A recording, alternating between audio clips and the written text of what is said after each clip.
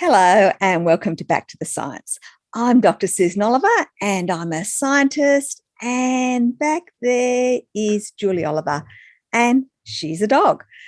Now, a number of you have drawn my attention to the fact that Dr. John Campbell has recently published a video entitled Freedom of Information Revelation and suggested it needs debunking. Well, Julie and I have had a look at the video and we agree. It definitely needs debunking, starting with the title, because there was no revelation. Let's look at how John introduces the subject. Freedom of Information request, and the Freedom of Information request was answered by the Office for National Statistics, and you can read the actual report there. Now, this actually came out last month, and I've just discovered it yesterday. That's why I wanted to bring it to you now. There's been no mention of this whatsoever on mainstream media, at least on the BBC, sort of ITV, Channel 4 in the UK, and I haven't seen anything on the US channels that I follow. So surprising that they haven't picked this up, because it's a huge story for media to cover, and they haven't. Now, John appears to be attempting to appeal to those who like to think that mainstream media is hiding the truth from us. And if you've ever read the comment section of his videos, that is a lot of his viewers. So John is asking, why haven't the mainstream media covered this newly revealed information? Well, the answer is simple. It isn't newly revealed information. If you read the answer to the Freedom of Information request, it specifically points out the report where this information is published on a quarterly basis. And it isn't just in a report. It is also published prominently on the ONS website in a pretty graph, which you can see here. What this graph is saying is that 16.8% of people who died from COVID had no pre-existing conditions, but the rest did. However, they didn't die of their pre-existing conditions, they died of COVID. And unless you've been living under a rock, you have been hearing this information since the start of the pandemic. We know that having a comorbidity makes you more likely to die from COVID. The media and health authorities have been reporting this information since the beginning of the pandemic. And John has also been reporting this. This is a video that John recorded in May last year, where he spends a full half hour explaining the various comorbidities that can make you more susceptible to severe COVID. And in July 2020, he did a deep dive into COVID and obesity, pointing out that people with a higher than average BMI were more likely to develop critical COVID and die. So this is not new information, even to John. Therefore, 2020 and the first 3 quarters of 2021. Total deaths from COVID alone, 17,371. Okay, this is just wrong. The number of people who have died of COVID in the UK is 175,256. This is the number of people who have died of COVID based on their death certificates. John is confusing information on death certificates about pre-existing conditions with cause of death. So this is a template of a death certificate, and the same information is used around the world. It has 2 parts. In part 1, the physician filling it out lists the chain of events or diseases, injuries or complications that directly cause a death.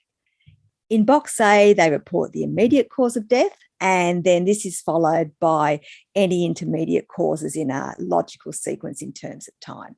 As an example, if someone had COVID, which led to pneumonia, which then led to acute respiratory distress syndrome and death, the physician would write acute respiratory distress syndrome in box A, pneumonia in box B, and COVID in box C.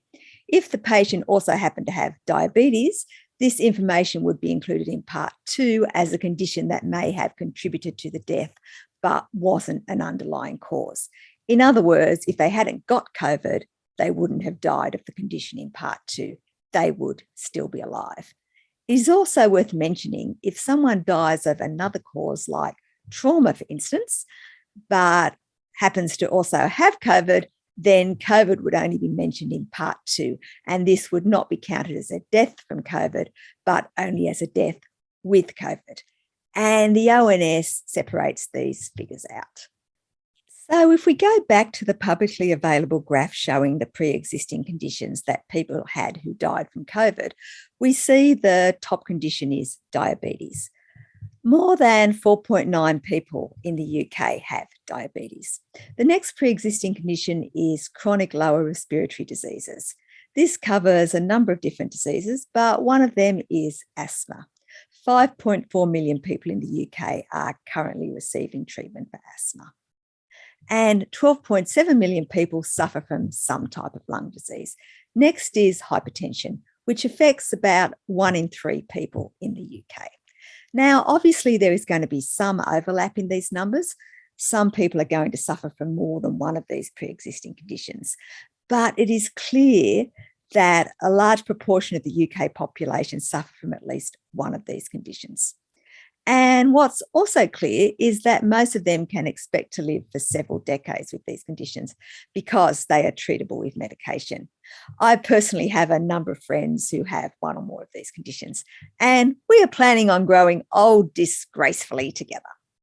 Now, this doesn't mean these are benign conditions.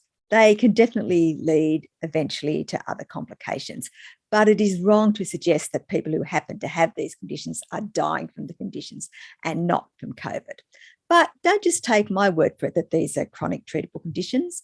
Listen to what John said in his previous video. Now, the thing about those conditions, about high blood pressure and diabetes mellitus, they are both eminently controllable diseases. So if you take if you adjust lifestyle and take medications to bring blood pressure down, then that's going to slow the progression of renal compromise, of renal damage. And likewise, if you can keep the blood sugar levels down in diabetes mellitus, whether it's type 1 or type 2 diabetes, that will also slow down the chronic kidney disease. So there you have it. John previously said diabetes can be controlled with medication, and of course, he was right. Average life expectancy in the UK. So this is 2018 to 2020. And of course, 2020 obviously includes the first year of the pandemic. And the average there was 79 for men and 82.9 for women. And so as we see, the average age of death from COVID-19 was actually greater than the average life expectancy in the UK. This is it's really quite profound data, this really. 17,371 deaths where COVID was the only attributable cause. Now, these figures here, this represents a fall of 7 weeks for men and an increase of half a week for females when we average out over the whole country.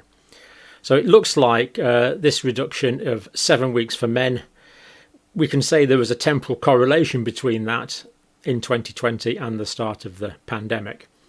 We would think it's very likely it's a causal correlation, but from that data we can only say there is a correlation. So they're the changes, and that's in comparison to 2015 to 2017, which is the last full data set. This is the first time we've seen a decline when compared to non-overlapping time periods since the series began in early 1980s. So it looks like the average age of death in men as a result of that year of the pandemic has gone down by 7 weeks, and the average age of death for women has gone up by 3 or 4 days. Now, John appears to be selectively presenting information here to support his claims. He claims that life expectancy has only gone down a tiny bit as a result of the pandemic, but he's basing this on an average life expectancy average across 2018 to 2020. Now, of course, only one of those years had COVID deaths in it, so it is not a valid claim. As it happens, his information source actually provides information on the life expectancy for 2020 compared with 2019. There was a 63-week decline in life expectancy for males and a 45-week decline in life expectancy for females. Why didn't John present this information? John also points out that the average age of death of someone with COVID is higher than the average life expectancy of someone at birth, but he neglects to mention that it is lower than the most common age of death, which is 86.7 years for men and 89.3 years for women. Again, Johnny is cherry picking information to support his new agenda of minimising COVID. And incidentally, the average age of death from COVID that John quotes here is incorrect. It is actually only 79.4 years, not 82.5 as quoted by John. I think he got that information from a YouTube video and didn't bother to check it. Speaking of which... More piece of information here. This is the excess deaths from cancer. Now, this is from Professor Carol Sequoia, who is, is one of the leading oncologists in the world, cancer doctors. Former head of cancer program at the World Health Organization, and I just got a brief resume of him. It seems he left the WHO because he didn't agree with some WHO policies. I can't remember the details, but the WHO were changing apparently to focusing a lot on communicable disease, whereas deaths throughout the world from cancer are everywhere. You see people dying of cancer every country you go to. You see people dying of cancer, of course. He estimates, now he didn't give his working on this, so I would like to see a paper by Professor Sequoia on this, but he's gone public on this. Probably an extra 50,000 deaths from cancer over the past 18 months you otherwise would not have had. Yes, I'd like to see these workings too. They don't seem to make a lot of sense considering deaths from cancer in England and Wales were pretty much the same in 2019 and 2020, as you can see in this table. Now, this doesn't mean we won't see an increase in the future in cancer deaths owing to delayed diagnoses. We know that the NHS was under extreme pressure as a result of COVID. But an extra 50,000 cancer deaths seems a bit of a stretch based on the current data. Now, I hadn't heard of Professor Sequoia before John mentioned him, so I thought I would have a quick look to see what I could find. And I found this article, which was published in Medscape last year, and I'll just read the first paragraph to you. Manchester. Cancer expert Professor Carol Sequoia has blamed confusion and his poor memory for providing misleading information to the medical tribunal involving leading oncologist Professor Justin Stebbing. So maybe John should have done a little more fact-checking before repeating Professor Sequoia's claims. Now, just noticed it's actually quite spring-like out there today. It's not, it's actually quite cold. It's the 20th of January in the north of England. But we'll have a look out the window and see if we can experience one of life's one of life's great experiences, really, the sound of bird song. Let's just have a look, see what we can see. Just swing this camera around if that's going to work. There we go. Camera 2. There we go. And I'll put the microphone out, see if there's any birds singing. Often you get dogs barking and everything.